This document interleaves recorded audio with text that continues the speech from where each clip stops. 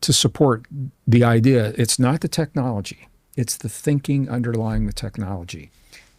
In a world where we're living a fundamental battle between good and evil, that's the context we have to go back to.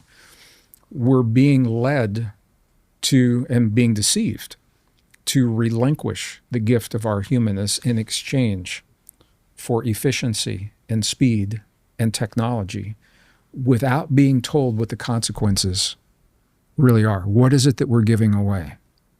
Another example of this, I mean, this has happened long enough. Young kids, there are case studies of young people, babies. They get up in the morning, eat their Captain Crunch or Cheerios or whatever it is for breakfast. The parents sit them in the living room and put an AI visor on their head to entertain them so the parents can get some work done. Mm-hmm. Hours at a time. Okay, so now what's happened to this kid? They're seeing images that they would never see in the backyard with their friends. They're hearing sounds.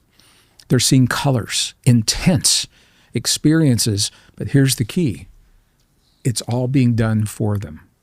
They're not using their imagination to create them. You know, you and I mean, I don't even know how old you are, but I bet when you were a kid, you used to take a blanket from the closet and drape it over a couple of chairs in the living room, and now you got a tent in your living room, and now you're a tent that's an outpost on the surface of a faraway planet, and you wear your raincoat because it's a radiation coat that keeps you safe when you're exploring this planet. We're using our imagination. Yeah. Right? The young kids are not. And so here's what's happening. Yeah, the psychology is showing this. Their brain size is stunted. Their cognitive development is stunted. Their muscles have atrophied because they're not using their muscles, and their body size. But there's a part of their brain that is enlarged. It's the visual cortex, because they're engaging that visual cortex with the AI. That's all they're doing and the same thing happens with people who've done a lot of ayahuasca. Now, the plant medicine, a few times is no big deal.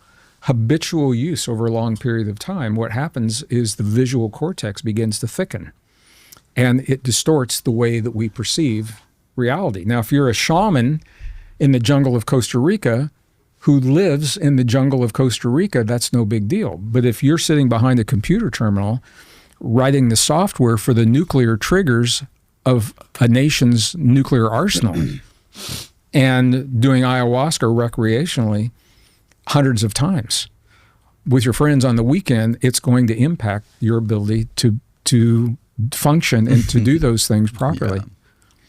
So, I mean, this is just examples of how when